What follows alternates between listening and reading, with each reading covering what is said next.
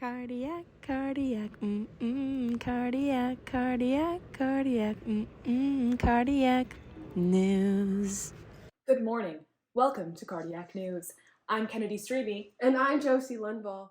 We have an exciting, heart-pumping show for you guys today, but first we're going to start with the cardiac cycle sports. Over to you, Bridge. Thank you, Josie.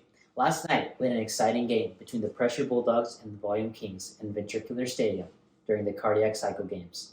As always, it took a quick start as the mitral valve opened and blood was being flowed in, and there was very little opposition from pressure. This play is considered as rapid filling, or the start of atrial systole. Towards the end of rapid filling, volume still continued to come in small amounts right here, and this is known as diastasis. As the mitral valve closed right here, we have the end diastolic volume, and the game picked up as the Pressure Bulldogs skyrocketed, and the Volume Kings were at a standstill. This right here is known as isovolumetric contraction. This is also the start of the systole period. The Pressure Bulldogs' momentum stopped as the aortic valve opened, and this allowed the volume to utilize their beating, which was a poor mistake on their part, and they actually decreased.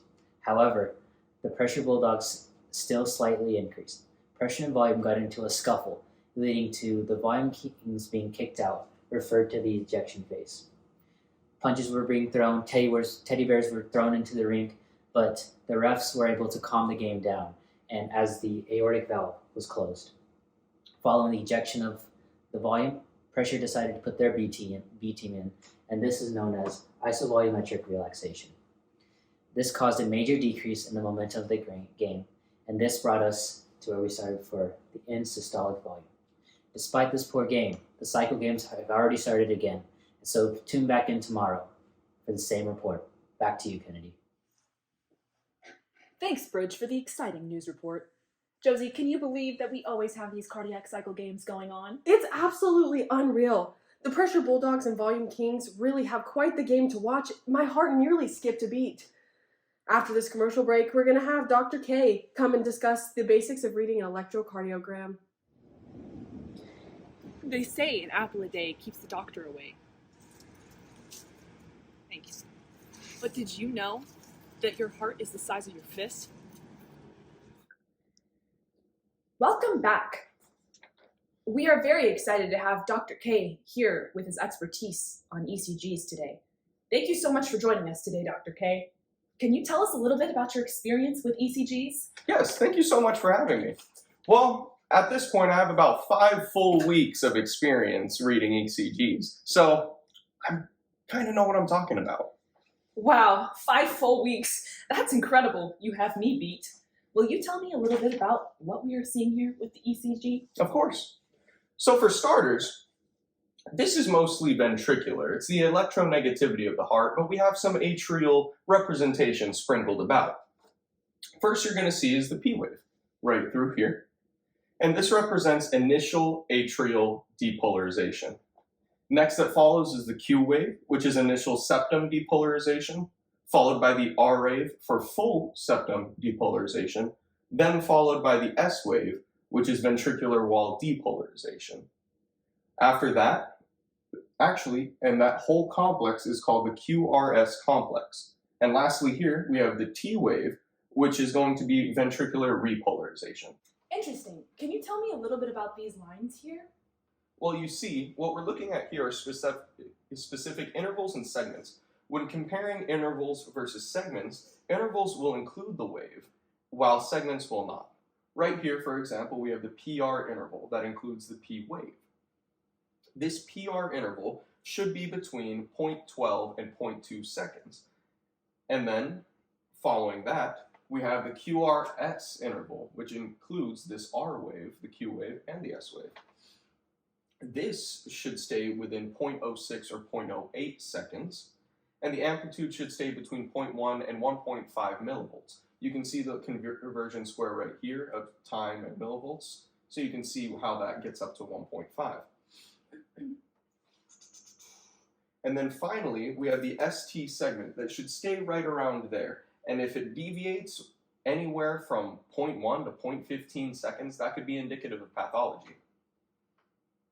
So, to clarify, any deviation from here would indicate a pathology, correct? Yes, indeed. And one thing that I forgot to mention real quick is our RR interval that we have right here. This would represent your heart rate. So, how do you further determine pathology?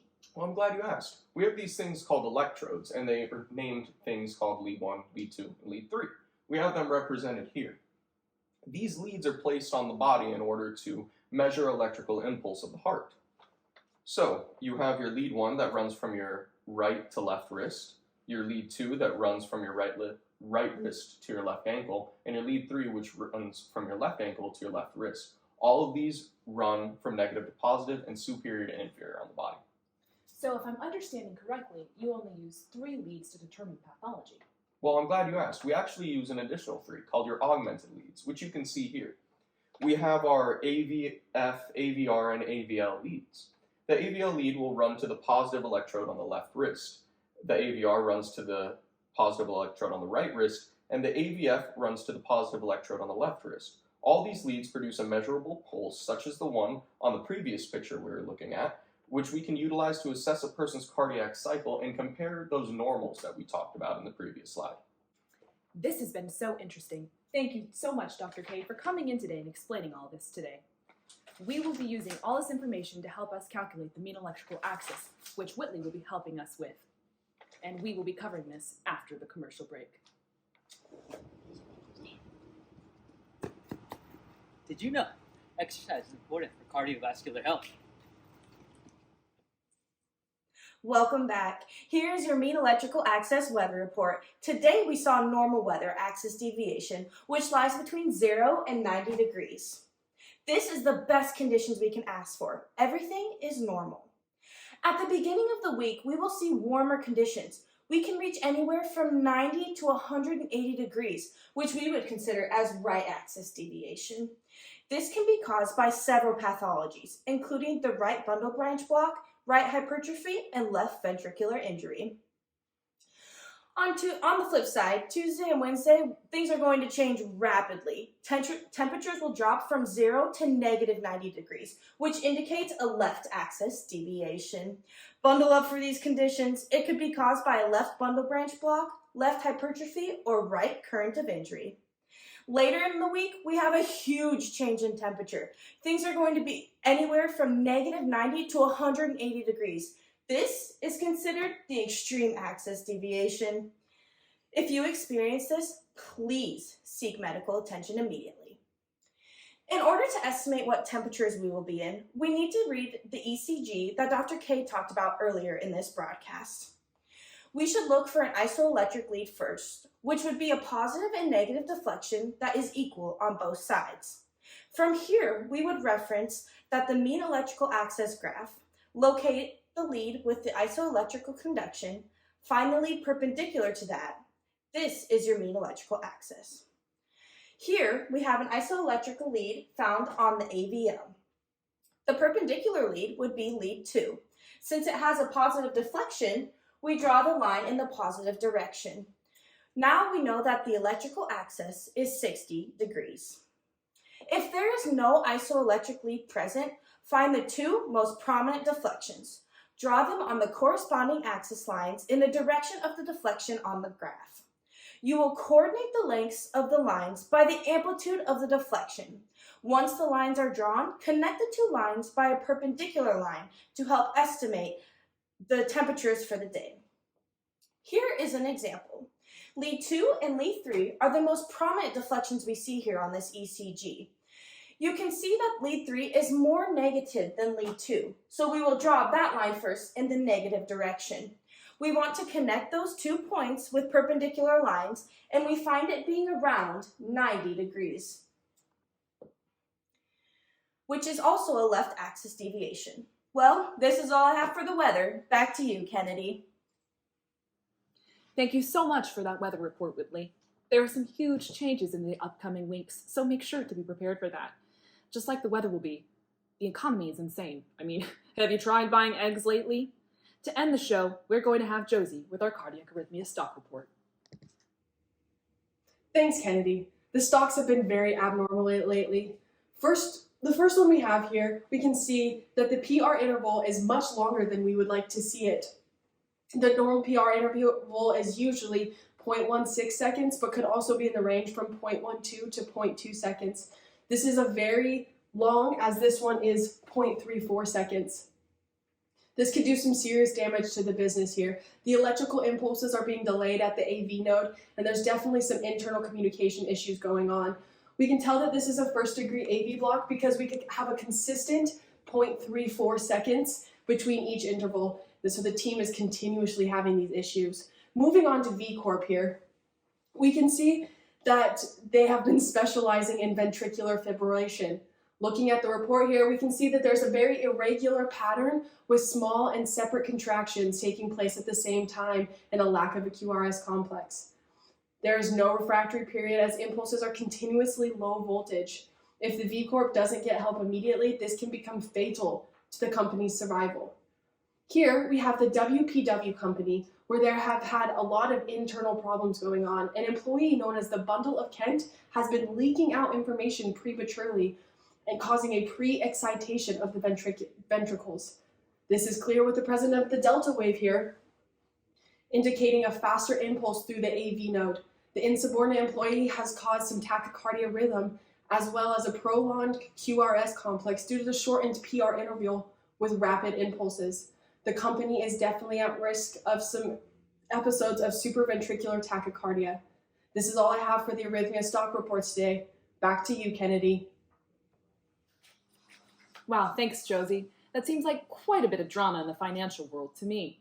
Maybe there is such a thing as having too much fun. Well, cardiac nerds, that's all we have for you today. Hope you're pumped up for the day, and we'll see you back tomorrow for more cardiac news. Cardiac, cardiac, cardiac, cardiac, cardiac, cardiac news. I'm sweating and I smell bad. Welcome back.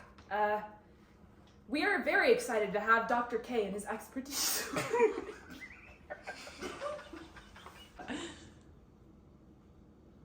Thank you, Josie. Wow, thanks, Josie. That's quite the drama. That seems like a lot of drama. But, which lies between 0 and negative 90 degrees. Sorry. just start over. We can use all this information to help us calculate the mean electrical axis. Wait. Forgot. Hold on. I have to figure out how to turn this fan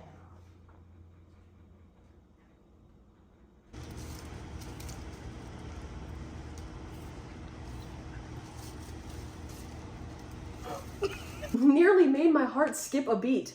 After this commercial break, we're gonna have Dr. Tate. Dr. Tate? What? That's going in the bloopers.